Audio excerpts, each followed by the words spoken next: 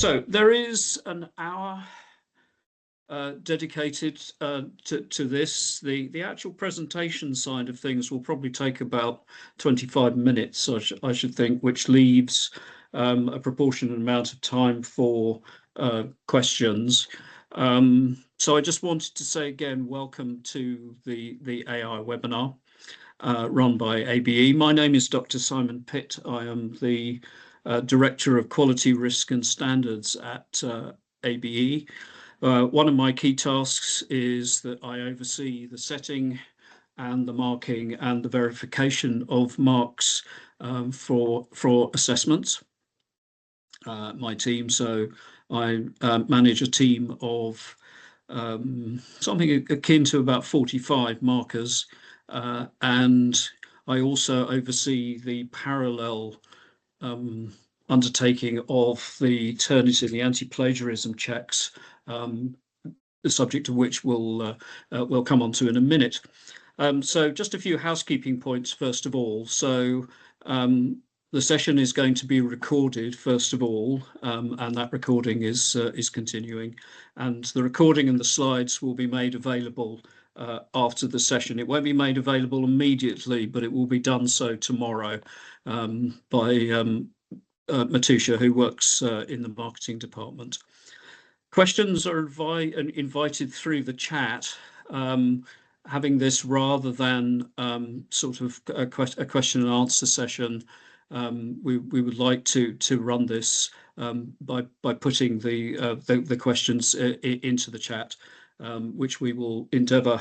We make a commitment that we will answer every single question within the next 24 hours. I gather it's 5:30 round about the time in Trinidad. It's currently coming up to 11 o'clock at night here in the UK. But one of the things I would like to say that we're not actually able to address specific learner questions relating to the awards of a misconduct mark, which is one of the reasons why we want to run it through the chat as much as anything else. So because there is a specific processes which address those particular issues, and they're not really it's not really appropriate to discuss this while other learners are and staff members are on the call. So, cracking on, topic of the webinar is the use and misuse of artificial intelligence, AI, in assessment submissions by learners. Sorry, excuse me, I've got to take a little bit of water there. So, the topics that are going to be covered by the webinar are as follows. So we're going to just have a quick overview of artificial intelligence, AI, and its significance and development. Why learners may be tempted to use AI. ABE's approach to AI and its use of the Turnitin software, anti-plagiarism software. Also look at some of the, just an outline of some of the trends in AI use observed in ABE's assessments since 2023, and why 2023 we'll come on to in a minute.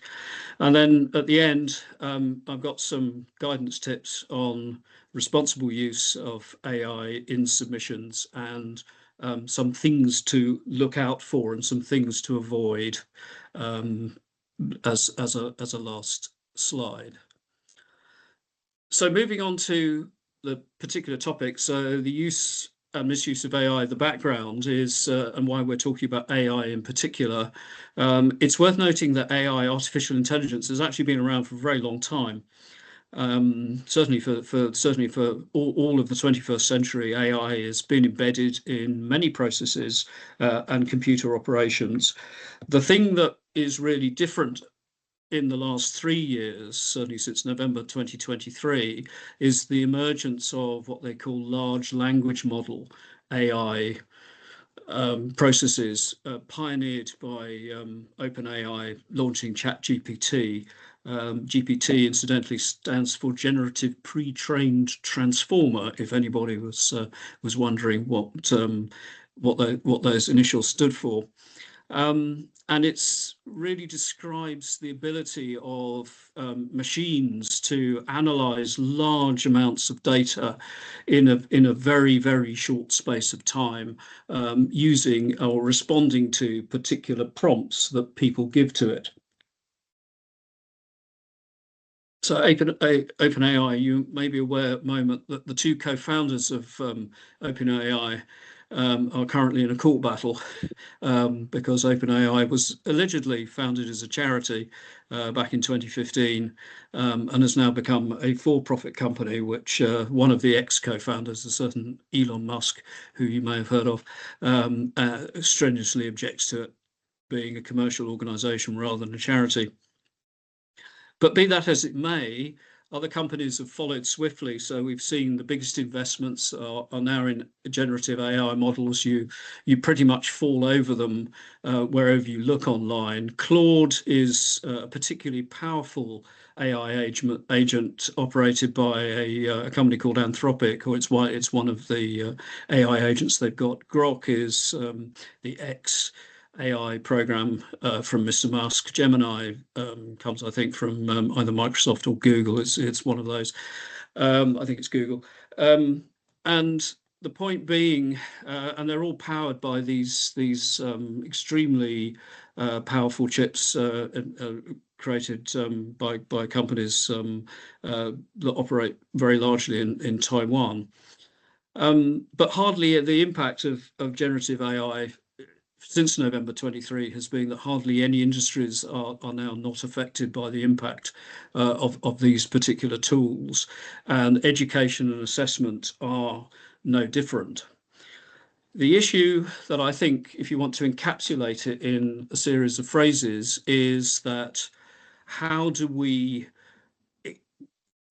harness the power, the technological powers that new technology brings up, without losing sight of why qualifications are offered in the first place, which is to test knowledge, skills, understanding, and behaviours, and to do so responsibly and without losing, being in, if you like, in hock to the program, without necessarily thinking about what the educational implications of using AI might be.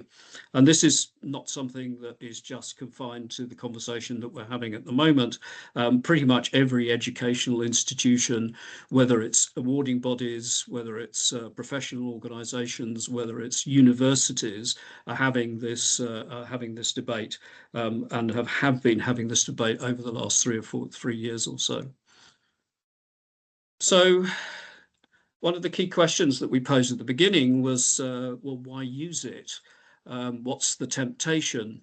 And I think, it's fair, as we go through the years and the iteration of time takes place, the use of the technology is going to be more prevalent. It's going to be even further embedded. It's going to be universal, and particularly it's going to be amongst the younger generation in particular. It's going to be second nature. It is going to be the thing that you, as learners, you're going to, but also as teachers as well, and people who work in awarding organisations and other similar educational institutions, teachers particularly, you're thinking, well, the quickest way to do something is actually to harness the technology, and that becomes a very, very powerful motivation for spreading its use, because it has so much utility, and at a sort of base level, it's also quite accurate. So it ticks a number of boxes, and if you think about its growth pattern, it's going to be very similar, I rather suspect, to social media use. You cannot imagine a time when you're looking at social media now, when social media did not exist, and social media has been around. Facebook's been around since 2007. So I mean, it's going to be something where AI is going to be the go-to mechanism, simply because that's the direction of travel. So we do understand this, and we'll come on to what ABE's stance is in a minute. The second thing is time pressure. So if you look at your individual learners' circumstances, particularly those who are juggling study with work or other commitments, and you're looking to do over a very short period of time, where the opportunities for unit submissions are not particularly great. So it's not like we're open, every month. We're open 3 times a year. So you've got multiple unit submissions in a short space of time are going to lead to stress, to burnout, and to learners are going to look to uh, um, tools like AI in order to help them. So I think that's a very key driver for the use of AI if you like, in a rather scattergun or last ditch approach.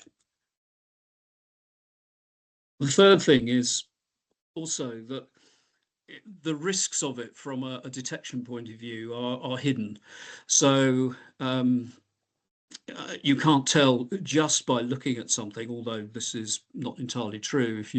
If you're not careful, or you use a large language model that produces results which are look rather peculiar, is that it's not altogether evident just by looking at a piece of text whether or not that text has actually been generated by machine rather than by a human being.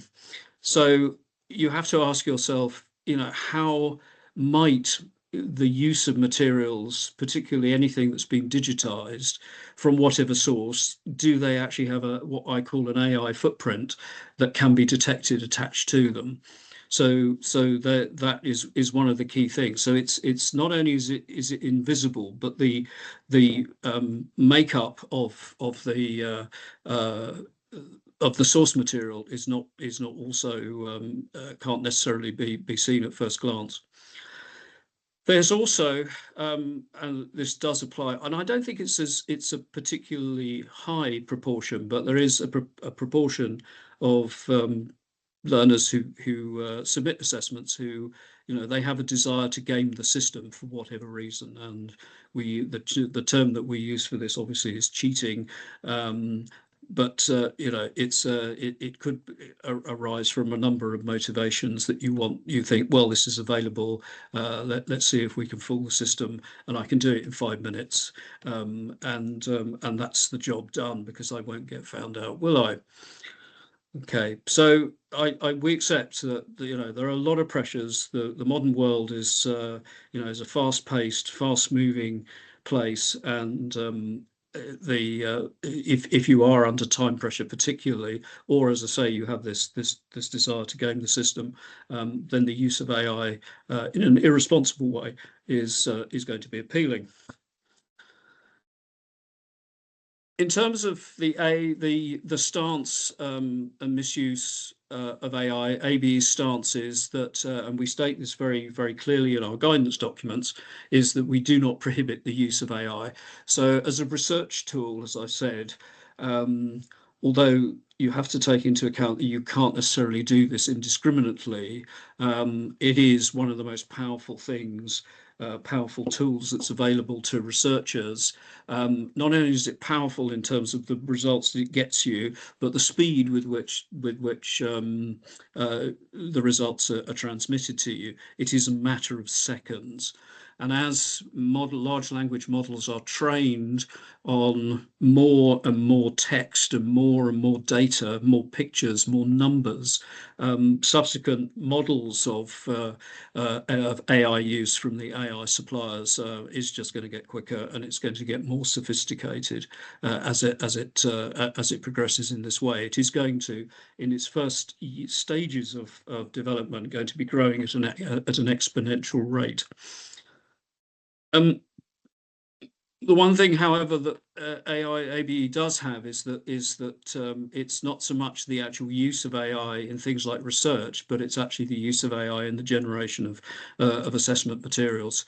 So we have a zero tolerance approach to cheating, and we set boundaries which are very clearly stated on the amount of AI that an assessment can exhibit. And these are laid out in the style guides for both the assignments and the OBEs, or the guides as they're called. So looking for guidance, I urge you to have a look at the library on the portal, because that's where you'll find the style guides, and also have a look at ABE policies, which are published. We publish pound for pound more policies about misconduct, malpractice, use of AI, uh, etc., than almost anything else. Um, and we're very clear about the use of our ABE anti-plagiarism software, Turnitin, and just give you a little insight onto how we do this. So we don't look at every single um, assessment that passes through our hands that's electronically generated. What we do is we target units in each assessment session, and we target all the submissions from that assessment session. We also, although this for centre-based learners, this is less of an issue. We also target all private learners, because the propensity, they feel perhaps the time pressures more, and their profile from AI use is is amongst the highest. And we rotate session to session, but the point being is we always target core units. So by targeting core units in level 4, level 5, and level 6, it means that a learner who is on the list, who has used an excess of AI, is not going to be able to progress. They're not going to be able to complete, which means there is a a necessity to resubmit and so forth. And if you're of a very high AI index score, and we'll come on to that in a minute, what that means in a minute, then we are very likely that we'll test you on the resit as well. So even though we might be testing different units, we also have what we call a watch list, and we run those through Turnitin as well on a regular basis. Plus, our markers are actually quite canny in their ability to spot for the units that we don't automatically target for the plagiarism software, and they've developed through use of examples and so forth and iterations over the last 3 years. So we're talking about 9 assessment sessions. That's a lot of submissions that they've marked. That's well in excess of 60,000. 60, 70,000. So they've got very adept of actually identifying scripts that have an excess of AI. The final part that we do is that we actually run all the distinctions through Turnitin as well. And because if you get a particularly high mark, you are eligible for what we call a top paper award for the unit. And we would like to ensure that those learners who actually win top paper awards, and those who get the highest marks, have done so. And it's because of them rather than because of the unit, because of the machine. I once had a brief argument with a learner in Myanmar on the other side of the world about this, and I said, yes, that's fine. You can use AI, but do remember, I'm not doing the award to the machine. I'm doing it to the human. And that, I think he didn't respond after that. That he could see the logic of the argument, that the use of the tool might actually lead you to where you think you want to go, but strictly speaking, the credit goes to the machine and not to the person who's operating it. Okay, so Turnitin, it's a long-established company. It's been around since 2000, so it's been around for over a quarter of a century. And this is the software that we use. We understand that there are others. We also understand that the Turnitin is not a cheap tool to use. So for centres to use this as a software detection tool is not something that centres may consider to be economically justifiable. But for our purpose, it's the most powerful and it's the most accurate example that's out there. And this partly is because it's been around for such a long time. So it's the market leader founded by a couple of entrepreneurs in 1998 at University of California in Berkeley, launched in 2000, and it was initially designed to detect internet source copying, um, and has proved to be in its various forms very efficient in being able to do this. It's worth remembering that because it's been around for so long, it's able to detect similarities in text across something like 2 billion, and I use that with the B, submissions that have gone through Turnitin since it first started. So because it's been around the longest, it has a huge library of live but archived submissions, which its databases can instantly find out and detect text copying for. Now, the advent of the large language model AI systems in November 2023 actually, to a certain extent, call this into question. One of the things, I don't actually have a slide for this, but just to give you a little bit of, sorry about this, just to give you a little bit of insight. So when in 2024, Turnitin was being actively used by us. So when the launch from OpenAI of ChatGPT happened, we were actually already in the November session. So its impact on our assessments during that period was negligible, but started to grow afterwards. The thing that was very noticeable is actually how the profile of cheating, for want of a better expression, I use that as a catch-all, but for misconduct, was that it was what they call match score, was the excessive use of internet sources. And the other thing was that it was very good at detecting where collusion had taken place. So collusion being where two or more people were gathered together, either one person writing and the others copying, or all of them copying from a third party source which they had managed to get hold of. And those were the two major blocks of the profile. Since the launch of the AI detection of ChatGPT, and the working through of AI being the key part of the uh, uh, profile, is that the match score, certainly in our experience, match score, so people using too many internet sources, has more or less disappeared. It went down from sort of like 80% to 40% to last year to about 6%. And in the major session that we did in November, and corroborated by the smaller session we've just completed in March, the number of match scores out of several thousand that we run through the Turnitin system, the number of scripts that actually failed was one. So it didn't even register on the percentage. The other thing is that collusions have also completely disappeared.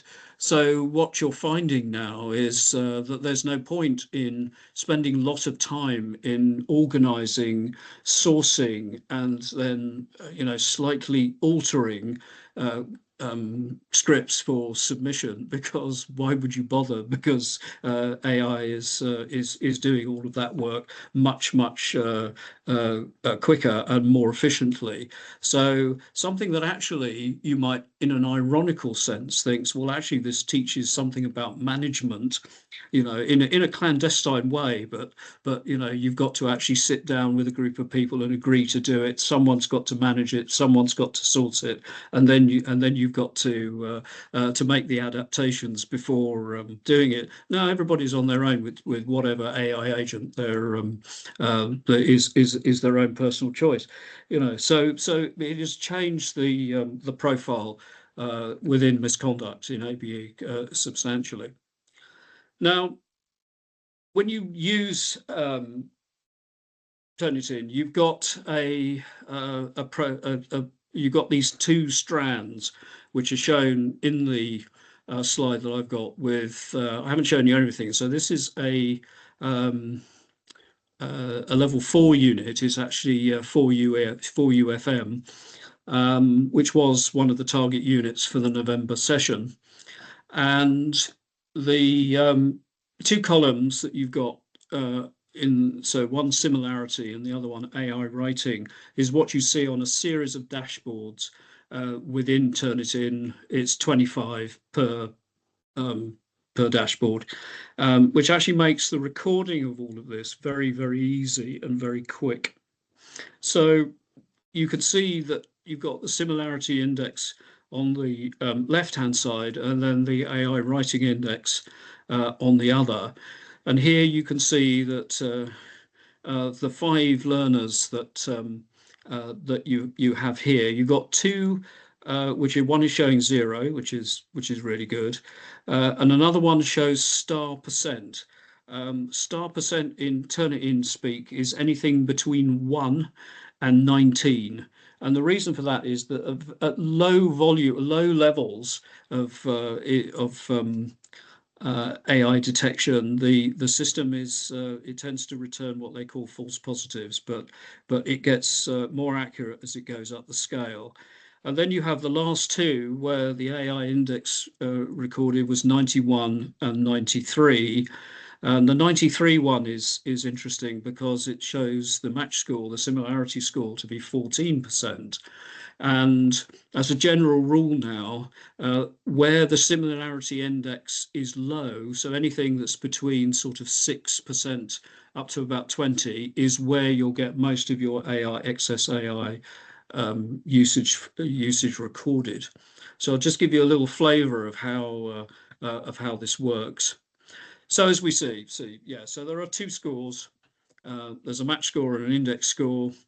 So if you look at this if you can remember what was given, or recorded rather, there was level 4. So the accepted boundary rule for AI use, if you remember the guide, is 25%, which is the same as the single source content at that level. The AI index, if we just go back there for a moment, so the 31% that's registered in the second one, it's 43. So from a similarity point of view, the top level of internet copying or source matches is 43, which is under the limit, which is 45. So, but 31 is still greater than 25. So because it's under 45%, that would have been capped at a pass, which was 40. So it's otherwise what we call in the trade PAP, poor academic practice. And any index, this is the sort of the bold statement, which is that any AI index score above 45% will be capped at a fail grade and awarded the mark of 1. We do look at boundaries quite closely, and we tend to be generous in terms of so if the combined sources are sort of like 46 or 47, then we tend to say no, that's not a fail, that's a PAP. So we follow the same practice when it comes to the awarding of a 1, because a 1 is from a learner's point of view, when you see the result, is quite a stark message. So there's the obvious question, and that is, well, Turnitin, does it actually work? So because that's always the comeback, when we get the shocked results, the shocked reaction to a list of 1s from centres and from learners, you'll always get at least 1 or 2 who said, I've been given a return of an AI index score of 100%, but I didn't use any AI at all. So I've heard that many times. So I thought I'd do an experiment. So I asked ChatGPT to write me a 1,500-word essay on the use of technology in education. And this is what it came up with. So you can probably recognize the way it does it. I don't know if you're heavy users of ChatGPT, but it usually has I've edited this slightly, so it has a series of lines across it which delineate various sections.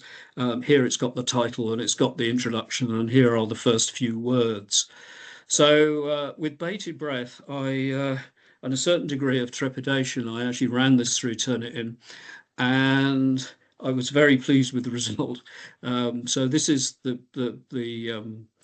submission, the impact of technology. This is who wrote it. That was me. Well, it wasn't me actually, and it came up with interestingly, a similarity index of 52, but the AI, it recognised that the AI writing was 100%. So I've gone back to ChatGPT many times. Sorry, not ChatGPT, to Turnitin many times, and we've had this conversation, and we've had it with our account manager, we've had it with their technology people, and they have assured me that the absolute higher level, at the higher end, 100% is, if you've used 100% AI, it will register as 100% AI through the software. You may say, but there are ways in which you can humanize and divert the course of software like this, but they've also got backup technology, because the humanizers use AI too, and in the code that, if you like, is invisible within the construct of the submission, it can detect and the AI reports actually come out in two sections. So it says, you might have an AI index score of, let's say, 60, but it will say this is actually was 85, but it's been treated to make it look as though it's actually human, when in fact it's not. So I think we can trust the software, that the software does what it says. There will be those marginal activities, or those marginal cases where it does not recognise, and you get through. And there are doubtless within the target unit submitters, one or two people who sort of mop their brows and think, yeah, I got away with that. It's to be expected. The other thing, if I can just, before I talk about what's on the screen at the moment, is that there are more than one way to have misconduct other than AI. We also notice the prevalence of things like what we call essay mills. There's quite a celebrated one based in the United States called Course Hero, and I noticed that some of our centres, in fact, offer tuition through Course Hero. Course Hero has a rather darker side, in that it has it is a resource for teachers to be used, but it is also a place where you can barter materials. And I'm afraid to say that you can go onto Course Hero, and if you type in ABE, all of the OBE question papers come up. And that's not something that we condone. It's not something we encourage, but it's also not something we can prevent. And so just to sort of to make you aware that we are that Turnitin is very good at identifying Course Hero materials, because they appear everywhere. And we are actually quite draconian in the way in which we treat those, because you may or may not be aware that actually submitting material in the UK, if you are a UK-based student that has been produced by an essay mill, is actually against the law. That they have gone that far that legislation is actually needed. So, in terms of guidance, I should say that we are not judging whether or not you've cheated. That's not what the AI index score and the AI results, the misconduct result, implies. We don't say, it's not like we're shining a light into your face in an interrogation situation saying, tell us the truth, you cheated, didn't you? That's not what we're about, and what we have done. We go no further than the evidence strongly shows that there has been an excess of AI use beyond the published limits in the amounts that we spotted in a particular submission, and that's it. But it comes back to what the contract is, if you like, between the learner and the awarding organisation in this case. And I hasten to say that this is not a contract between us and your centre, if you are registered with the centre. It is between us and you. directly. It is a learner's responsibility, and this is on the cover sheet of the ABE templates, and it's on the cover sheet of the assignment cover sheets, that there is this box that says, do you declare that this is all your own work? And it comes back to this, that it's the learner's responsibility to ensure that the final work submitted can genuinely be claimed as the learner's own.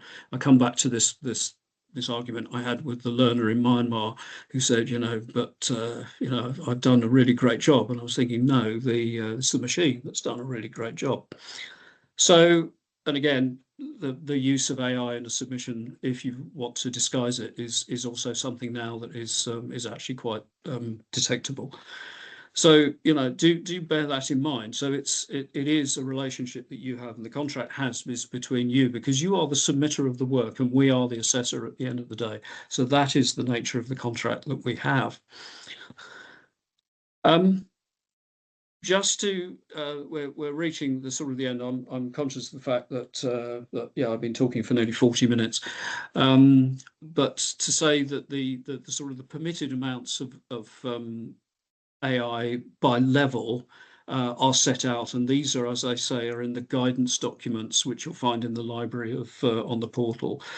Now we now have equivalent level 3 diplomas in business, entrepreneurship and leadership, which we introduced at the back end of last year.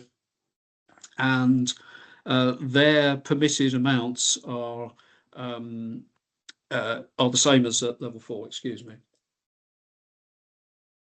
Got a very dry throat tonight, which is that you can go up to 25% as the single source, no penalty. It's perfectly fine. Anything between 26% and 45%, as I say, there's a sort of a slightly grey area, 46, 47. We don't say, it's absolutely a drop off at that point. Is poor academic pass, which is capped at poor academic practice rather, which is capped at a pass at 40%. And anything above 45%, give or take a couple, is a misconduct fail, which will be marked as 1. And as you go up the levels, the allowances go down. Now, I know in the Caribbean, it's level 4 and level 5 mainly, but I put in the level 6 ones as well. So level 5, it goes down by 5% single source allowance. The overall match score allowance is 40 now. So anything that's 21 to 40 is a PAP, which is capped at a pass, and anything above 40% is, or thereabouts, is a misconduct fail. And at level 6, 15% single source, no penalty, 15% to 16 to 35. Likewise, anything that's above sort of 35, 36, and so forth. Now, I will point out, particularly at level 6, because I know a lot of you will be thinking about doing the progression to the University of Hertfordshire top-up.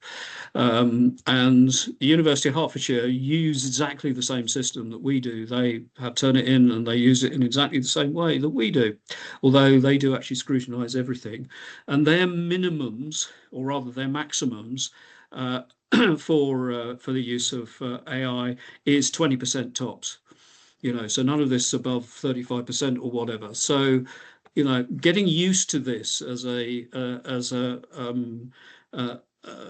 system through our use of this is very much,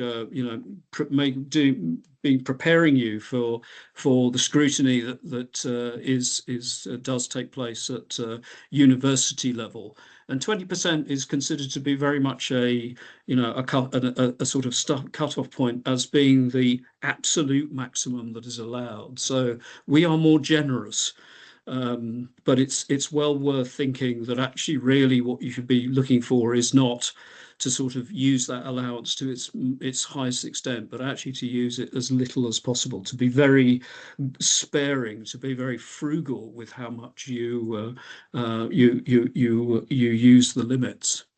So there is a point to all of this, and that is that it's inducting those of you who are thinking of going on to that level 6 top-up degree as being a as something that is not just germane to us. It's not just, well, we're doing it, but the university is doing it as well. Now, this actually is my last slide. And you might think, well, it's we're talking about ways in which oh, sorry, no, it's not my last slide, but do forgive me. This is actually sort of thinking about ways in which the high AI index score can actually be explained. So how come you think, well, I didn't use 100% AI. I didn't just ask ChatGPT or whatever to write the assignment for me. So how can it be explained? Well, teachers' notes very often are produced by using AI. Lesson plans are done using AI.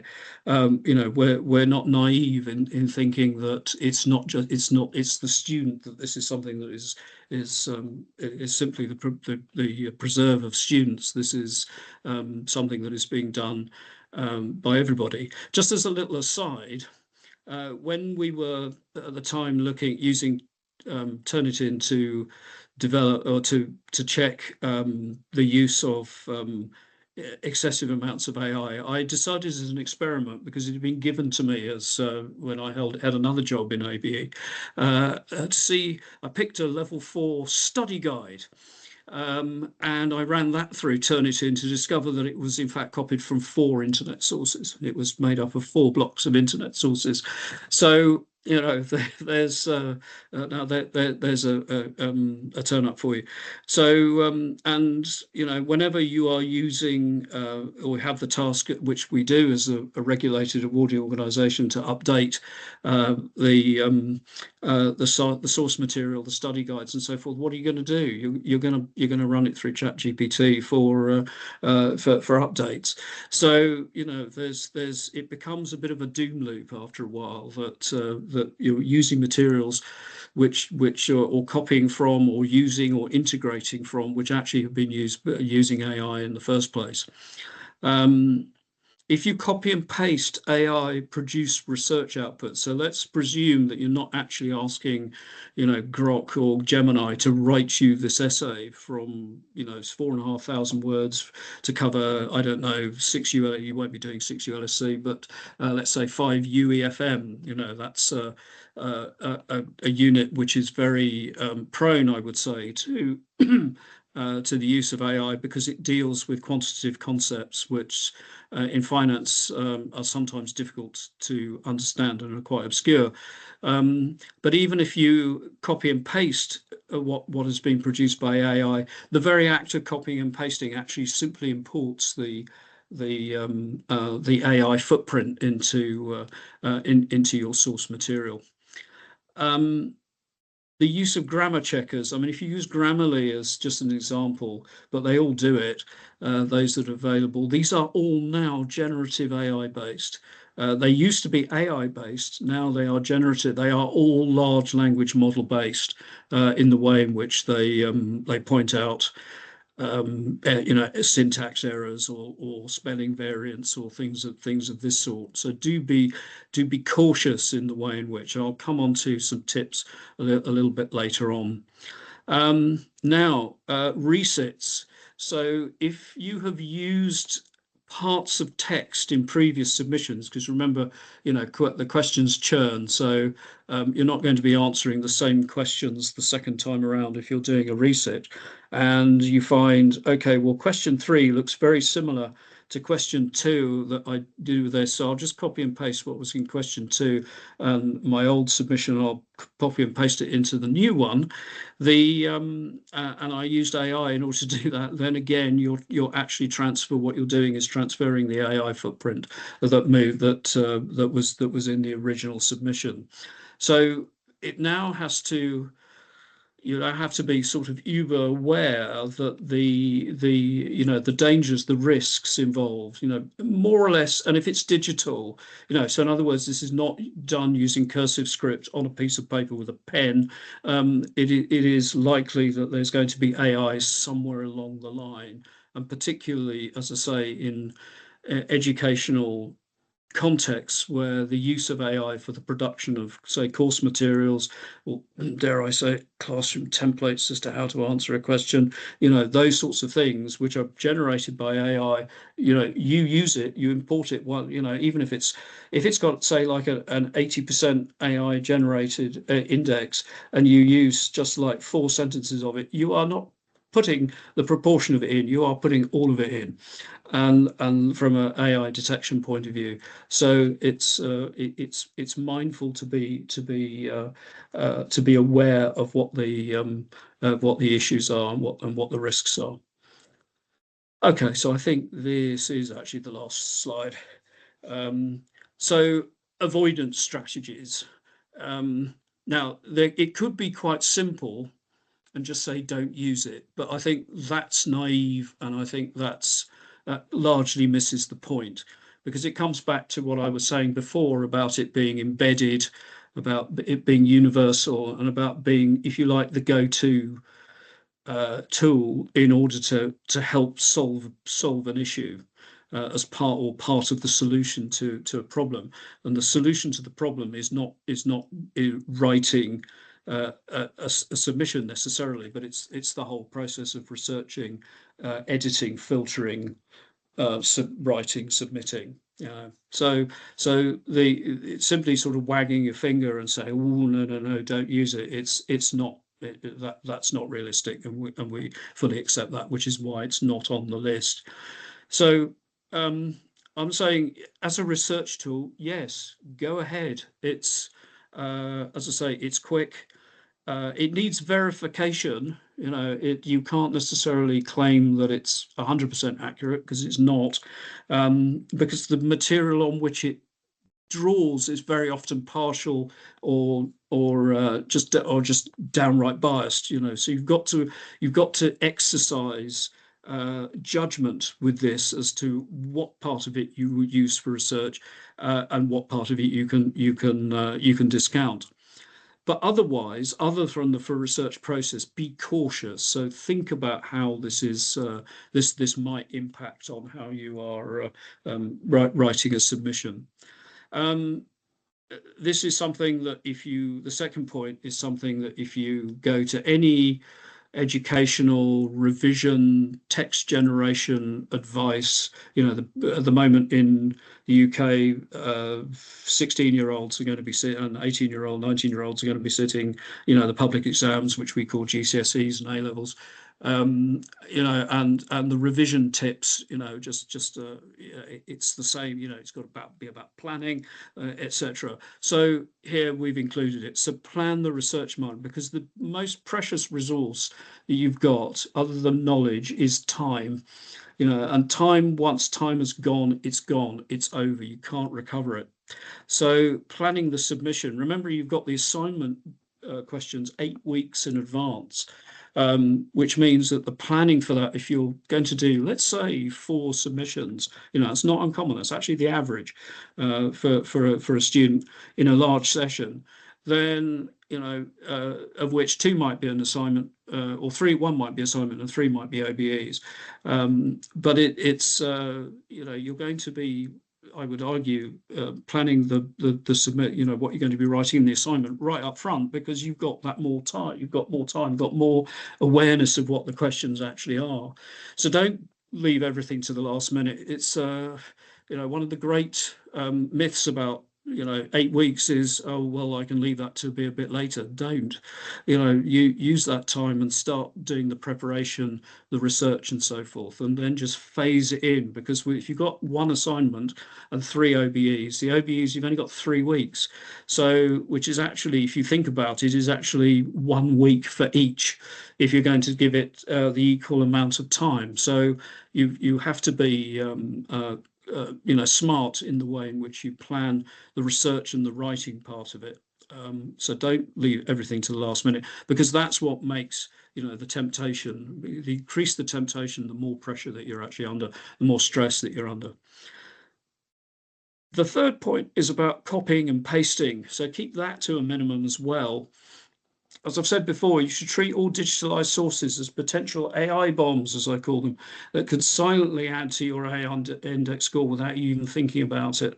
Almost any act that you do, whether it's copying off the internet, copying off a tutor note, copying off somebody else's work, you don't know, because you don't have access to software, unless you've got a lot of money. You don't have access to, or the center can do that for you. There's going to be the potential that this is going to have a high AI index score. In terms of how you structure the answer, and you are thinking of using AI, restrict it to the use of template points for so just like a couple of bullets for everything, which says, right, okay, I will therefore paraphrase or write these out. There has to be a certain amount of effort in this, to so that you could actually say legitimately, yes, I earned that qualification, and do it into your answer. It also is a way of you rehearsing and actually understanding, because knowing about something and understanding about something, and particularly being able to make at level 5, those judgments, the justify, the explain, some of that heavy lifting has got to be done by you. So do use it as prompts, but don't actually copy these into your answer, and keep them in a separate document for reference. And that's the way. So my argument is that you actually have two versions of everything. So have not of everything, but two versions of the submission that you're doing. Because if you are, once you've finished it and you're inclined to use grammar checks, copy what you've done into a separate version and run that through Grammarly or what have you. And if it makes corrections, then transfer that, not copying and paste it, but just noticing where it points it out, and then put it into the fair copy and make it ready for submission. So, gosh, I've spoken for 55 minutes, which is extraordinary. I think that is the last. Oh, no, it isn't. Sorry. One additional. So I've got 5 minutes left, and we can then lay the chat open for questions. So there are other things to really, because this is not really just about AI. This is also about how to, if you like, impress the examiners to answer the questions properly. Because the other thing is that there's another correlation, and that is there is a high number of largely AI produced submissions that actually fail academically. So the notion that you use AI and it's going to instantly get you 90% is not true. When measured against the requirements from the mark schemes that we use to and the standardization and moderation processes that we use while we're actually marking the work, something like 60% of all high AI index score submissions are actually academic fails anyway. So not only is it about using AI in a critical way, so in other words, having the ability to make judgments on the basis of what your research has told you, but actually to give you advice and guidance on a range of other topics, which will increase the likelihood that you'll actually pass ordinarily. Now, I start with fairly obvious things. It's not actually on here, but it is in a way focusing on the command words. So the command words are those calls to action that are in each question. So explain, critically examine, justify. All of those. Describe, if you're at a slightly lower level, if you're at level 3 and perhaps level 4, that's really giving you a question. So what I'm basically saying is read the question, which may seem very facetious and it may seem condescending on my part, for which I apologize, but it is true that the number of submissions that my examiners show to me and say, can you read this? To what extent does this actually relate to the questions actually being asked? And the answer is, well, not much. So do bear that in mind. The next thing, because one of the other things that Turnitin is very adept at is showing the moderators, people like me, and also the examiners, when they read the Turnitin reports, is for particular students is the way, because the new version of Turnitin will tell you just how much is not referenced. Now, there's a tradition, I think, in the Caribbean of writing very long bibliographies.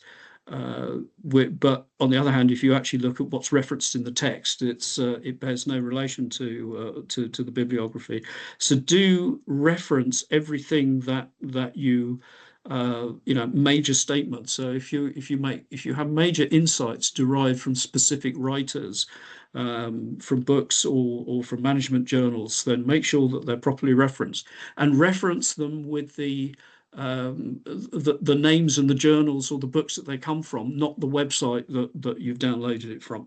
That's because that's not good academic practice. And again, that will filter through, if for those of you who are thinking of moving on to the top up, wherever you might be, because we know that this is not something that's confined just to the University of Hertfordshire. There are others as well. Be mindful of the permitted use of AI, of internet sources, because if you might have used very little AI, but then you've used a lot of internet copying, you're running the risk of having your work disqualified in that basis too. And then look at the permitted use of AI-based solutions, and again, be cautious. And go back to the original set of the main set of tenets, which is planning. Allot time, and do not rely solely on the machine to do this, to do the work properly, giving you not enough time to make the sort of informed judgments that writing and rewriting, and discussion with tutors and so forth, and discussion with your peers, because a lot of the learning actually is peer-to-peer, that will help you. The final thing it's not a plea exactly, but I think it's a piece of advice, and it's really aimed at centres, and that is, I understand and I'm aware that Turnitin is not a cheap system to use. But it is very effective, and centres, I think it would be very helpful and be very useful if centres, and we're finding this in other parts of the world, say like Myanmar, for example, which is some of our centres have now started to embrace Turnitin, and they're finding it actually very useful. Their students are finding it very useful. If you run it through the student-based model, which Turnitin have got, rather than the sort of classroom-based model which we use, because obviously we don't teach anybody, we don't have any students. So there is a model for which we use. There are not many organisations like us that actually use Turnitin in that fashion, but other the second model they have is that you've got an instructor, which would be for a unit, or a series of units, and then you've got the student is given a license to put in, and they can put that paper in through Turnitin as many times as they like. What they won't learn is how big their AI score is, but what they will learn is what their match score index is. The AI index will actually be revealed to what they call the instructor. So the person who's running the class, they will be able to see how wide or how large or small the AI index score actually is. So as I say, it's do bear in mind, centre administrators, that this is a good resource, and there are some detection software out there which is, if you like, doesn't have Turnitin's advantages. As I say, I had some scores of a system from a system that a centre had run through, and it got match scores of 0. And I was just thinking, given the propensity and the ubiquity of the SA Mill websites and the use of our cover sheets, the assignment cover sheets, and the OBE templates, that's 2 to 3%, and the list of matches, sort of stretches off into the distance. It's just simply not realistic that a piece of software comes up with a zero match. And the only reason they would do that is because they don't have that library of sources and matches going up from, not from text, but just the cover sheet, the instructions, and the questions. I'm very conscious that I've been talking, yes, for over an hour almost. And at this point, I'm going to stop sharing because we have reached the end of the session. We have numerous items in the chat, which I will answer, as I say, over the next 24 hours, because it's coming up to midnight now in the UK. Do please use the chat for the because it will persist through the link. So even though the session ends, that it comes on as you can still, if you like, dial into it and use the Q&A. So do submit anything or do make any comments. They are very welcome. And as a final thing, before I sort of hand it over, I really would like to thank everybody. I see there are 85 people. There were 87 on this presentation. So I wanted to thank everybody for your patience and for your time. And I also wish you good luck with those of you who are studying and submitting for the May session. And if you have any queries, do mail info@abeuk.com. If you have, whether you're a tutor or a learner and you have specific questions that you would like to ask me about this particular topic, then please do so, and I'll be very happy to help and respond.